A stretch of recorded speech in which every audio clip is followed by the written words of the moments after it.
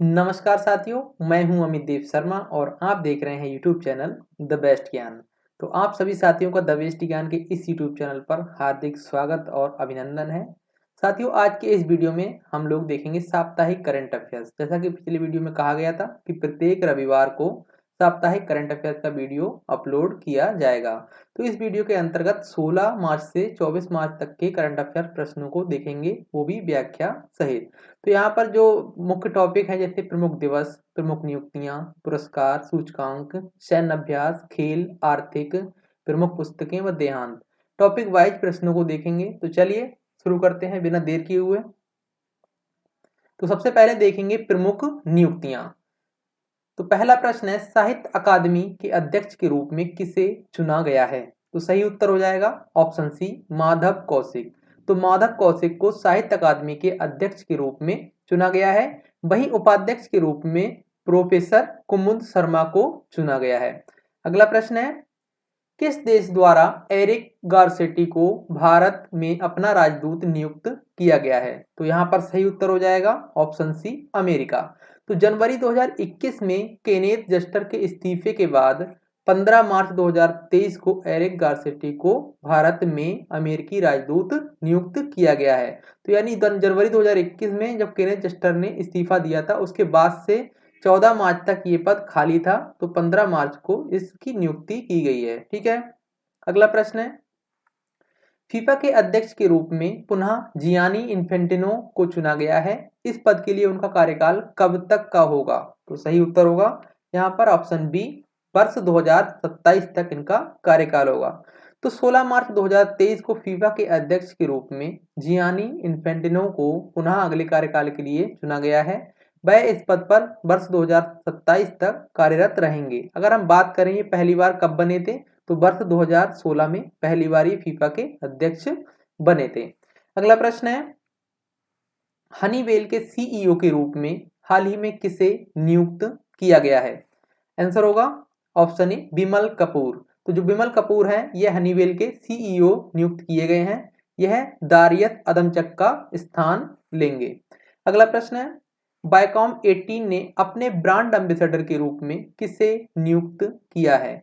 सही उत्तर होगा option B, M S Dhoni, यानी महेंद्र सिंह धोनी को वायकॉम 18 ने अपने ब्रांड एम्बेसडर के रूप में नियुक्त किया है। अगला प्रश्न है, टाटा कंसल्टेंसी सर्विस टीसीएस के सीईओ के रूप में किसे नियुक्त किया गया है? सही उत्तर हो जाएगा ऑप्शन बी, के कृतिवासन। तो राजेश गोपीनाथन के इस्तीफे के बाद टीसीएस के नए सीईओ के रूप में के कृतिवासन को नियुक्त किया गया है। अगला प्रश्न है, अश्वनी कुमार को किस बैंक के एमडी एंड सीईओ के रूप में नियुक्त किया गया है? आंसर होगा ऑप्शन डी, यूको बैंक। तो जो यूको बैंक के अब एमडी एंड सीईओ बने हैं वह अश्वनी कुमार बने हैं, जो सोमा शंकर प्रसाद का स्थान लेंगे।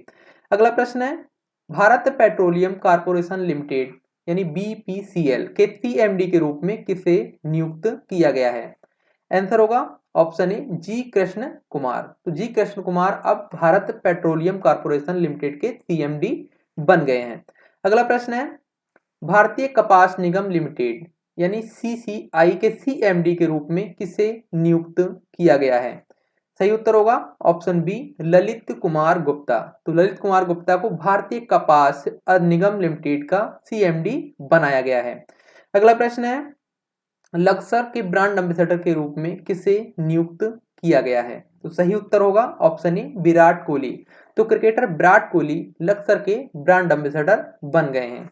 अगला प्रश्न है, नेपाल के उपराष्ट्रपति के रूप में किसे चुना गया है? तो सही उत्तर होगा ऑप्शन ए, राम सहायक प्रसाद यादव। तो राम सहायक प्रसाद यादव नेपाल के तीसरे उपराष्ट्रपति चुने गए हैं।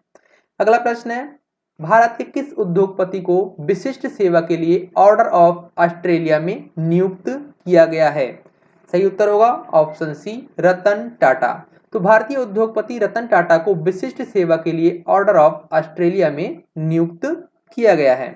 अगला प्रश्न है, आईसीआईसीआई प्रूडेंशियल लाइफ इंश्योरेंस के एमडी एंड सीईओ हाल ही में कौन बने हैं?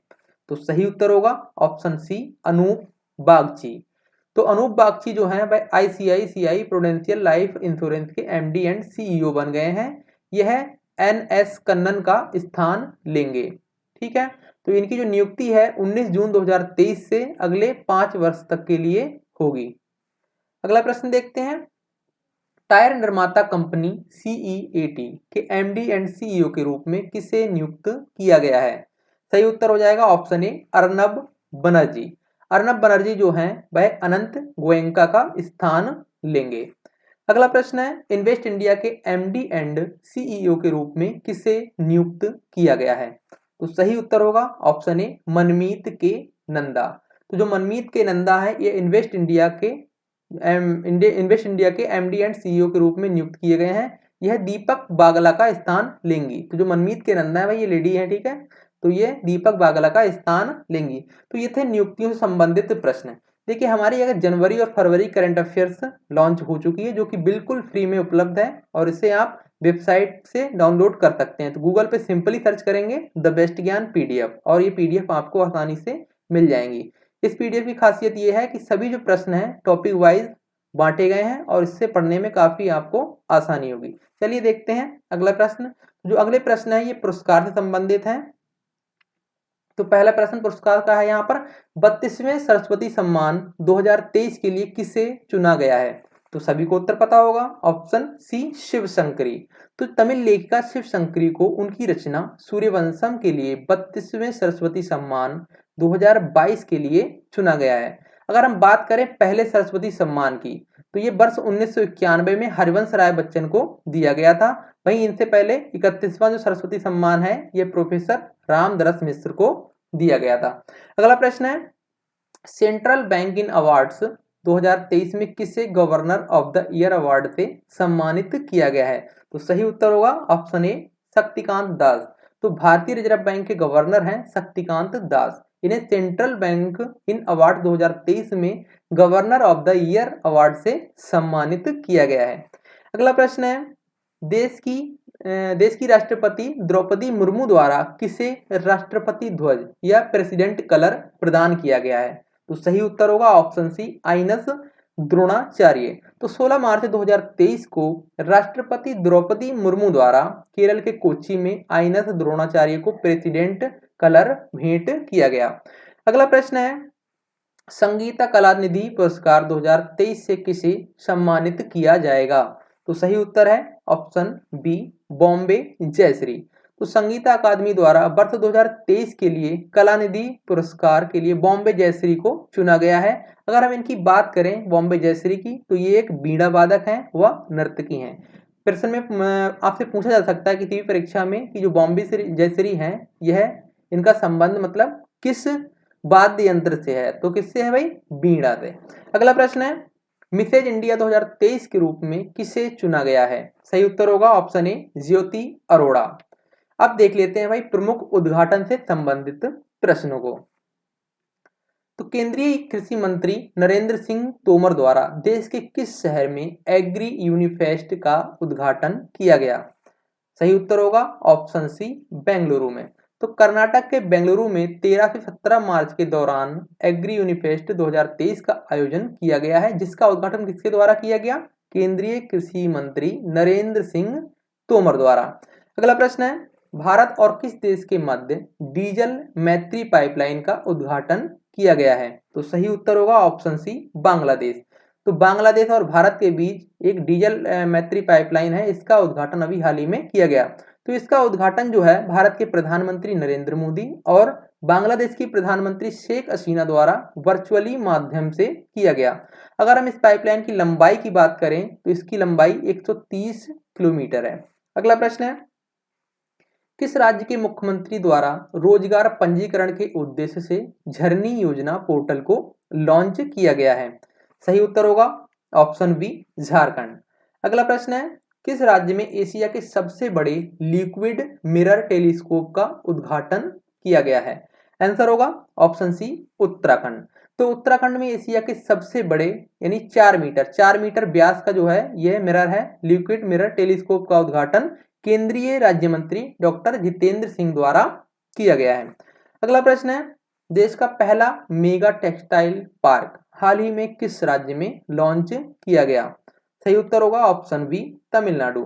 तो तमिलनाडु के विरुधनगर जिले के ई कुमारलिंगपुरम में देश का पहला मेगा टेक्सटाइल पार्क को केंद्रीय मंत्री पीयूष गोयल द्वारा लॉन्च किया गया। अगला प्रश्न है, नई दिल्ली में किसके द्वारा वैदिक हेरिटेज पोर्टल का उद्घाटन किया गया? सही उत्तर होगा ऑप्शन बी अमित शाह द्वारा। अगला प्रश्न ये जो प्रश्न आएंगे ये प्रमुख सूचकांक से व रिपोर्ट से संबंधित होंगे। चलिए देखते हैं।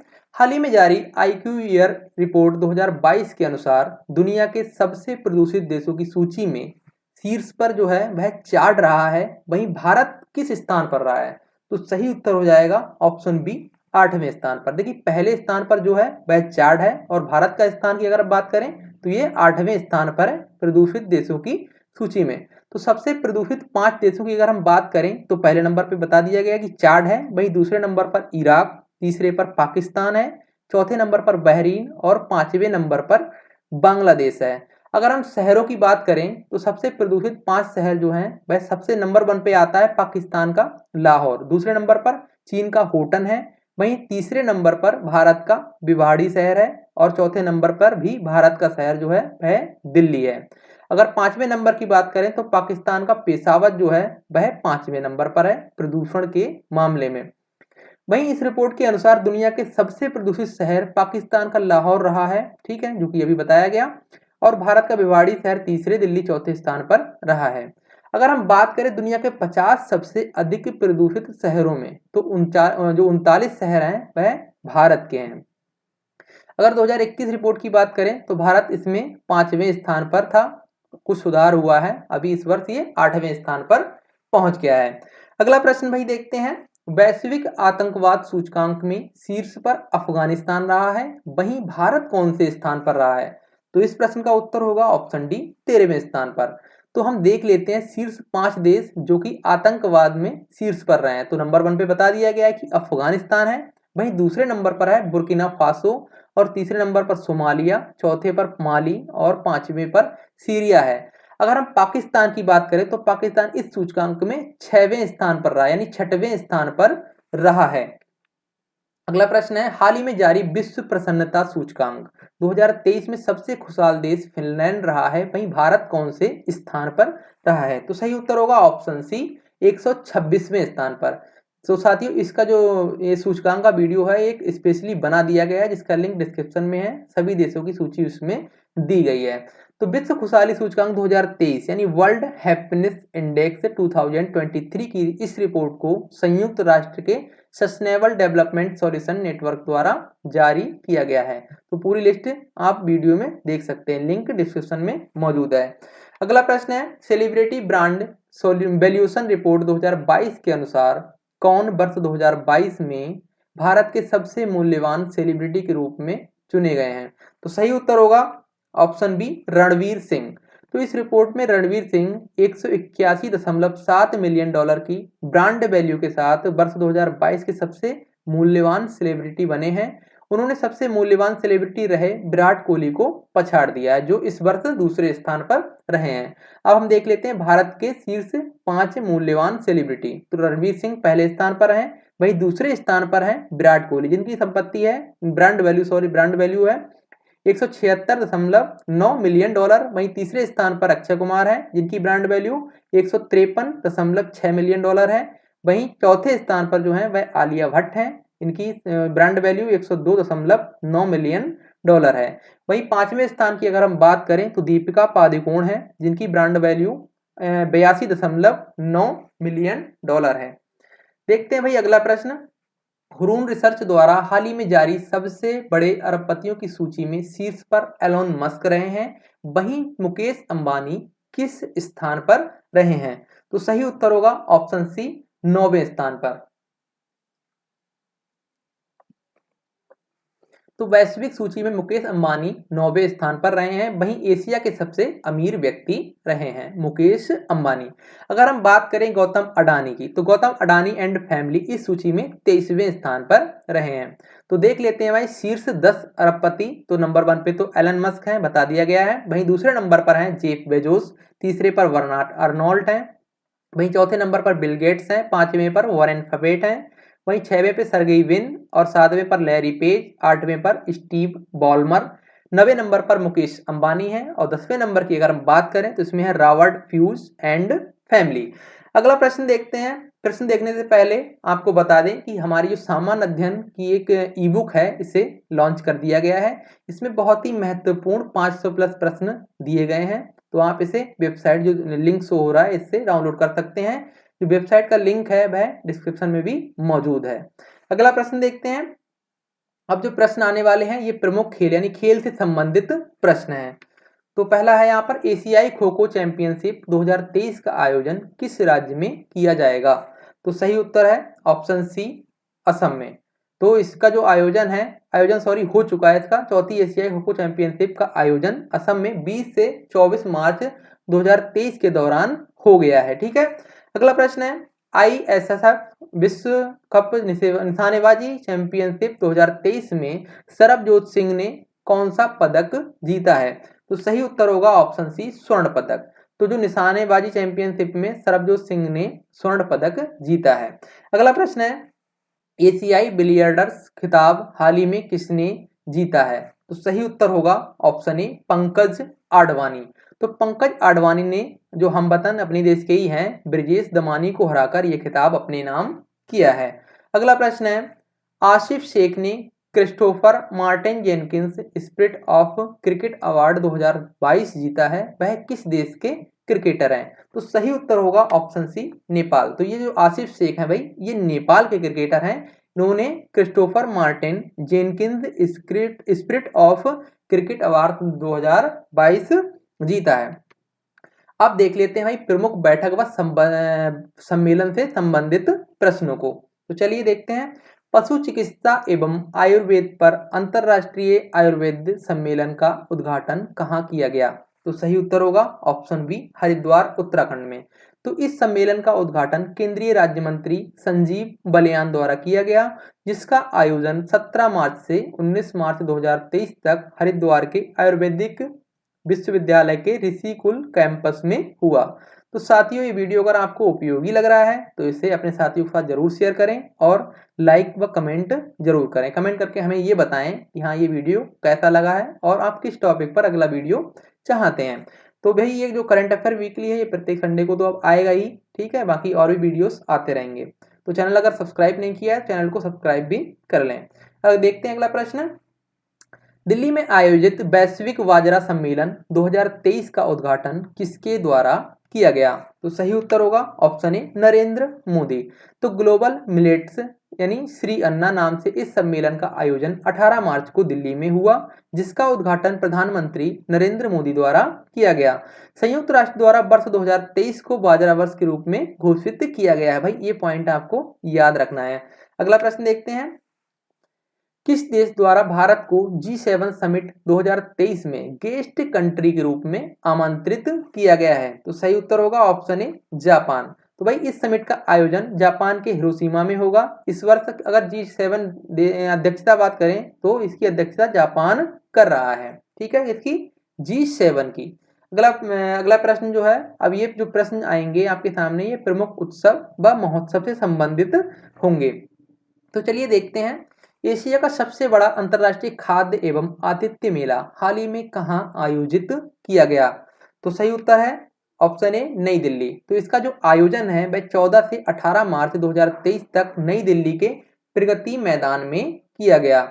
अगला प्रश्न है फूलदेई महोत्सव। देखिए भाई महोत्सव जो है एग्जाम्स में काफी पूछे जाते हैं तो अच्छे से याद रखना है। तो फूलदेई महोत्सव हाल ही में किस राज्य में मनाया गया है? तो सही उत्तर होगा ऑप्शन डी, उत्तराखंड में। अगला प्रश्न है देश के किस राज्य में सरस आजीविका मेला 2023 का आयोजन शुरू हुआ है? तो सही उत्तर होगा ऑप्शन बी, उत्तराखंड। तो उत्तराखंड के चंपावत जिले के टनकपुर में 19 मार्च से 28 मार्च तक इस मेले का आयोजन किया जाएगा।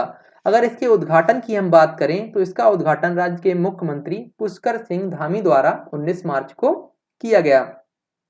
अगला प्रश्न है श्रीलंकाई प्रदर्शनी Geoffrey Bawa it's essential to be there का उद्घाटन नई दिल्ली में किसके द्वारा किया गया?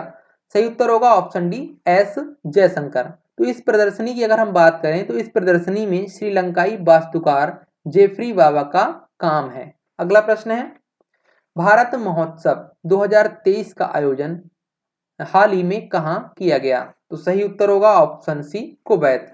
तो इस महोत्सव का आयोजन कुवैत में 17 से 18 मार्च 2023 के दौरान हुआ, जिसके उद्घाटन की अगर हम बात करें तो इसका उद्घाटन विदेश और संस्कृति राज्य मंत्री मीनाक्षी लेखी द्वारा किया गया। अगला प्रश्न है, नव वर्ष उगादी त्योहार हाल ही में किस राज्य में मनाया गया? सही उत्तर होगा ऑप्शन ए, तेलंगाना।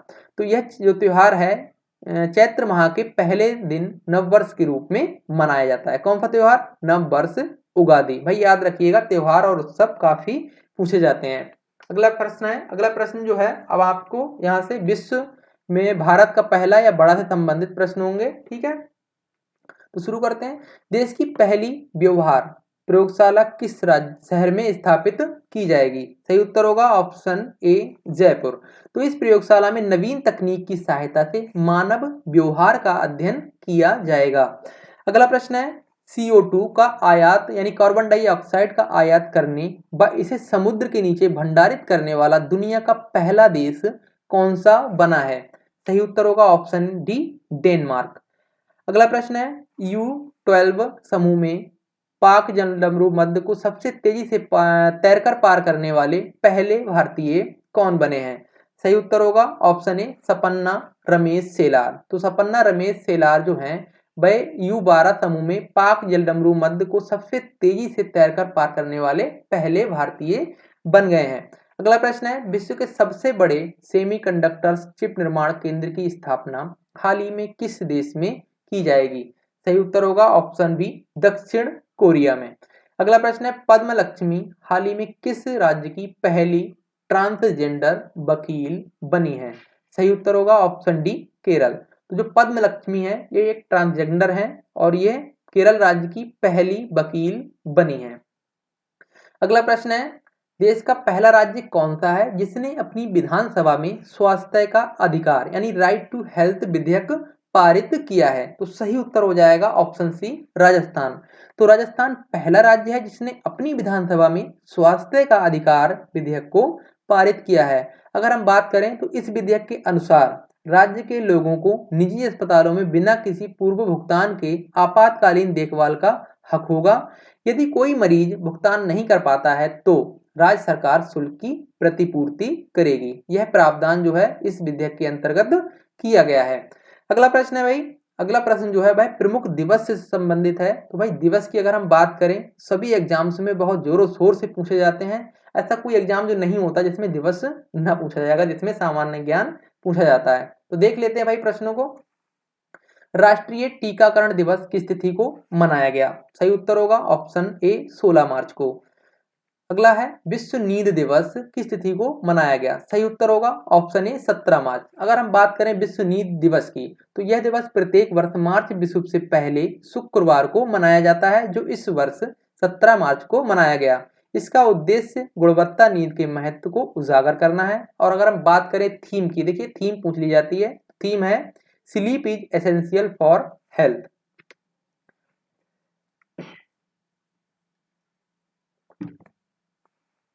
तो अगला प्रश्न है भाई, वैश्विक रिसाइकलिंग दिवस 2023 किस तिथि को मनाया गया? सही उत्तर होगा ऑप्शन बी, 18 मार्च। तो पर्यावरण पर प्लास्टिक के हानिकारक प्रभाव के बारे में जागरूकता फैलाने व रिसाइकलिंग को बढ़ावा देने के उद्देश्य से प्रत्येक वर्ष 18 मार्च को वैश्विक रिसाइकलिंग दिवस के रूप में मनाया जाता है। तो इस वर्ष की जो थीम है वह है क्रिएटिव इनोवेशन। अगला प्रश्न है, विश्व गौरैया दिवस किस तिथि को मनाया जाता है? सही उत्तर होगा ऑप्शन बी, 20 मार्च। तो भाई जो गौरैया पक्षी है उसके संरक्षण के उद्देश्य से प्रत्येक वर्ष 20 मार्च को विश्व गौरैया दिवस के रूप में मनाया जाता है। अगर इस थीम की बात करें इस वर्ष की तो है आई लव स्पैरो। अगर बात करें ये पहली बार कब मनाया गया तो पहली बार ये 2010 में मनाया गया।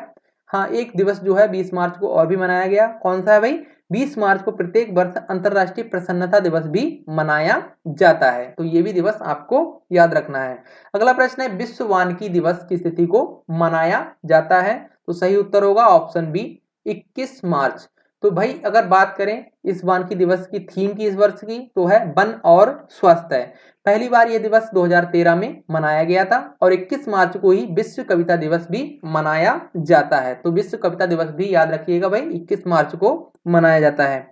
अगला प्रश्न है, विश्व जल दिवस की तिथि को मनाया जाता है? सही उत्तर होगा ऑप्शन ए 22 मार्च। तो जल के संरक्षण के बारे में लोगों में जागरूकता बढ़ाने के उद्देश्य से प्रत्येक वर्ष 22 मार्च को विश्व जल दिवस के रूप में मनाया जाता है। अगर हम बात करें इस वर्ष की थीम की, तो थीम है परिवर्तन में तेजी, यानी एक्सिलरेटिंग चेंज। ठीक है, पहली बार यह दिवस 1993 में मनाया गया था। कौन सा? विश्व जल दिवस। अगला प्रश्न है, विश्व मौसम विज्ञान दिवस की तिथि को मनाया जाता है? सही उत्तर होगा ऑप्शन बी 23 मार्च। तो प्रत्येक वर्ष 23 मार्च को विश्व मौसम विज्ञान दिवस के रूप में मनाया जाता है। इस वर्ष की अगर थीम की बात करें, तो थीम है द फ्यूचर और weather climate and water across generation. अगला प्रश्न है, विश्व क्षय रोग यानी टीबी दिवस की तिथि को मनाया जाता है? सही उत्तर होगा ऑप्शन ए 24 मार्च। तो क्षय रोग यानी टीबी के बारे में लोगों में जागरूकता फैलाने के उद्देश्य से प्रत्येक वर्ष 24 मार्च को विश्व क्षय रोग दिवस के रूप में मनाया जाता है। अगर हम बात करें वर्ष 2023 की थीम की, तो थीम है yes we can end TB. क्या? Yes we can end TB. अगला प्रश्न है, विश्व डाउन सिंड्रोम दिवस की तिथि को मनाया जाता है? सही उत्तर होगा ऑप्शन बी 21 मार्च। तो डाउन सिंड्रोम रोग के बारे में जागरूकता बढ़ाने के उद्देश्य से प्रत्येक वर्ष 21 मार्च को विश्व डाउन सिंड्रोम दिवस के रूप में मनाया जाता है।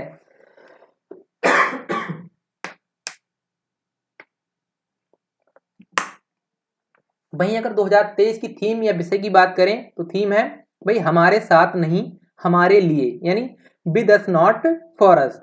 अगर पहली बार की बात करें, ये दिवस पहली बार कब मनाया गया? तो विश्व डाउन सिंड्रोम दिवस पहली बार वर्ष 2006 में मनाया गया था। अगला प्रश्न है, अगले प्रश्न जो है वो अन्य महत्वपूर्ण है, मतलब सभी टॉपिक से हैं। जैसे एक दो क्वेश्चन बनते हैं, उन्हें अलग अलग टॉपिक में डिवाइड नहीं किया गया इसमें। जैसे प्रमुख पुस्तकें हैं, देहांत हैं, ये सब प्रश्न हम लोग देखेंगे। तो चलिए देखते हैं। शिप्री द्वारा हाल ही में जारी रिपोर्ट के अनुसार वर्ष 2018 से 22 के दौरान कौन सा देश हथियार आयात करने के मामले में शीर्ष पर रहा है? तो सही उत्तर हो जाएगा अपना देश भारत। अगला प्रश्न है, अमेरिकन सरकार द्वारा सिलिकॉन वैली बैंक के बाद हाल ही में किस बैंक को बंद कर दिया गया है? तो सही उत्तर हो जाएगा ऑप्शन बी सिग्नेचर बैंक। अगला प्रश्न है, किस राज्य की कैबिनेट द्वारा राज्य के कार्यकर्ताओं को सरकारी नौकरी में 10% आरक्षण को मंजूरी प्रदान की गई है? सही उत्तर होगा ऑप्शन बी उत्तराखंड। तो उत्तराखंड की कैबिनेट द्वारा राज्य के आंदोलनकारियों व उनके आश्रितों को सरकारी नौकरी हेतु 10% आरक्षण प्रदान करने की मंजूरी दी गई है। इंटरनेशनल क्रिमिनल कोर्ट द्वारा किस देश के राष्ट्रपति के खिलाफ गिरफ्तारी वारंट जारी किया गया है? तो सही उत्तर हो जाएगा ऑप्शन ए रूस। तो रूस द्वारा यूक्रेन में युद्ध के चलते ये वारंट जारी किया गया है। अगला प्रश्न है, विश्व के महानतम स्थानों की टाइम सूची में भारत के कितने स्थानों को जगह मिली है? तो सही उत्तर होगा ऑप्शन बी 2। तो टाइम मैगजीन की सर्वोत्तम स्थानों की सूची में भारत के 2 स्थान, उड़ीसा का मयूरगंज और लद्दाख को स्थान मिला है। अगला प्रश्न है, किस राज्य सरकार द्वारा हाथियों की सुरक्षा के लिए 600 गजमित्र नियुक्त करने की योजना बनाई गई है? सही उत्तर हो जाएगा ऑप्शन ए पश्चिम बंगाल। तो पश्चिम बंगाल सरकार द्वारा हाथियों की सुरक्षा के लिए 600 गजमित्र नियुक्त करने की योजना बनाई गई है। अगला प्रश्न है, भारत और किस देश के बीच स्थित मैकमोहन रेखा को अमेरिका द्वारा अंतरराष्ट्रीय सीमा के रूप में मान्यता प्रदान की गई है? तो इस प्रश्न का सही उत्तर होगा भाई चीन। जो चीन के बीच है, किस देश के बीच है भाई मैकमोहन रेखा? ये भारत और चीन के बीच में है, जिसे अमेरिका द्वारा अभी अंतरराष्ट्रीय सीमा के रूप में मान्यता प्रदान की गई है। अगला प्रश्न है, फुमियो किशिदा किस देश के प्रधानमंत्री हैं जो 20 मार्च को अपनी 2 दिवसीय भारतीय यात्रा पर आए हैं? तो सही उत्तर होगा ऑप्शन डी जापान। अगला प्रश्न है, हाल ही में किस ग्रह पर वैज्ञानिकों द्वारा सक्रिय ज्वालामुखी की खोज की गई है? सही उत्तर हो जाएगा ऑप्शन बी शुक्र। अगला प्रश्न है, निम्न में से किस राज्य ने 22 मार्च 2023 को अपना स्थापना दिवस मनाया? तो सही उत्तर होगा बिहार। तो बिहार राज्य की स्थापना 22 मार्च 1912 को हुई थी। 22 मार्च 2023 को 111वां दिवस स्थापना दिवस बिहार ने मनाया है। अगला प्रश्न है, डॉक्टर भीमराव अंबेडकर की स्टैच्यू ऑफ नॉलेज नामक प्रतिमा का अनावरण अप्रैल 2023 के दौरान किस राज्य में किया जाएगा? तो सही उत्तर होगा ऑप्शन डी, महाराष्ट्र। तो महाराष्ट्र के लातूर शहर में डॉक्टर भीमराव अंबेडकर की 70 फीट ऊंची प्रतिमा का अनावरण अप्रैल 2023 के दौरान किया जाएगा। इस प्रतिमा को स्टैच्यू ऑफ नॉलेज यानी ज्ञान की मूर्ति नाम दिया गया है। अगला प्रश्न है, टिम पेन ने क्रिकेट से संन्यास लेने की घोषणा की है, वह किस देश की क्रिकेट टीम के पूर्व कप्तान हैं? तो सही उत्तर होगा ऑप्शन बी, ऑस्ट्रेलिया। अगला प्रश्न है, भारत और किस देश के बीच संयुक्त अभ्यास बोल्ड कुरुक्षेत्र का आयोजन किया गया? तो सही उत्तर होगा ऑप्शन बी, सिंगापुर। तो भारत सिंगापुर के बीच संयुक्त अभ्यास बोल्ड कुरुक्षेत्र का आयोजन जोधपुर सैन्य स्टेशन पर 6 मार्च से 13 मार्च 2023 के दौरान किया गया। अगला प्रश्न है, बहुपक्षीय अभ्यास सी ड्रैगन 2023 का आयोजन किस देश में शुरू हुआ? तो सही उत्तर है ऑप्शन डी, अमेरिका। तो अमेरिका में आयोजित बहुपक्षीय अभ्यास सी ड्रैगन 2023 में भारत, जापान, कनाडा, दक्षिण कोरिया और अमेरिका की नौसेनाएं भाग ले रही हैं। इस अभ्यास का आयोजन अमेरिका के ग्वाम में 15 मार्च से शुरू होकर 30 मार्च तक होगा। अगला प्रश्न है, महिला एवं बाल विकास मंत्रालय द्वारा 5वां पोषण पखवाड़ा कब से कब तक मनाया जाएगा? सही उत्तर है 20 मार्च से 3 अप्रैल तक। तो इस पखवाड़े का जो उद्देश्य है, पोषण के महत्व के बारे में जागरूकता बढ़ाना। और इसकी अगर थीम की या विषय की बात करें तो सभी के लिए पोषण, स्वस्थ भारत की ओर एक साथ, ये इसका विषय है। किसका भाई? पोषण पखवाड़े का। अगला प्रश्न है, देश का कौन सा राज्य रेशम उत्पादकों के लिए बीमा योजना शुरू करने वाला पहला राज्य बना है? तो सही उत्तर हो जाएगा ऑप्शन सी, उत्तराखंड। तो उत्तराखंड जो राज्य है वह रेशम उत्पादकों के लिए बीमा योजना को शुरू करने वाला देश का पहला राज्य बन गया है। तो भाई अगर डेली करंट अफेयर्स आप पढ़ना चाहते हैं तो हमारी वेबसाइट पर डेली करंट अफेयर्स सुबह पोस्ट किया जाता है। वहीं फेसबुक और इंस्टाग्राम पर भी ये करंट अफेयर जो है वो पोस्ट किया जाता है। सभी के लिंक डिस्क्रिप्शन में मौजूद हैं, तो वहां से आप आसानी से पढ़ सकते हैं। अगला प्रश्न है, किस राज्य सरकार द्वारा दयालु योजना की शुरुआत की गई है? तो सही उत्तर होगा ऑप्शन डी, हरियाणा। तो हरियाणा सरकार द्वारा अंत्योदय परिवारों को मृत्यु या दिव्यांगता होने की स्थिति में इस योजना के तहत वित्तीय सहायता प्रदान करने के उद्देश्य से इस योजना को शुरू किया गया। कौन सी योजना भाई? दयालु योजना। अगला प्रश्न है, विश्व स्वास्थ्य संगठन द्वारा किस वर्ष तक लोगों के भोजन में 30% नमक कम करने का लक्ष्य रखा गया है? सही उत्तर होगा ऑप्शन सी, 2025 तक। तो 2025 तक WHO द्वारा लोगों के भोजन में 30% नमक कम करने का लक्ष्य रखा गया है। अगला प्रश्न है, राजस्थान सरकार द्वारा राज्य में कितने नए जिलों के गठन की घोषणा की गई है? तो सही उत्तर होगा ऑप्शन डी, 19। तो राजस्थान सरकार ने 19 नए जिले घोषित किए हैं। ठीक है, तो कौन कौन से जिले हैं भाई? ये यहाँ पर जोधपुर पूर्व है, जोधपुर पश्चिम, फलोदी, जयपुर उत्तर, जयपुर पश्चिम, दुदू, कोटपुतली जिला, अनूपगढ़, बालोतरा, ब्यावर, 11वां केकड़ी, डीग, डीडवान, कुचामन सिटी, गंगापुर सिटी, खैरथल, नीम का थाना, सैलुम्बर, सांचौर, शाहपुरा। तो ये भाई 19 जिले हैं जो राजस्थान में नए बने हैं।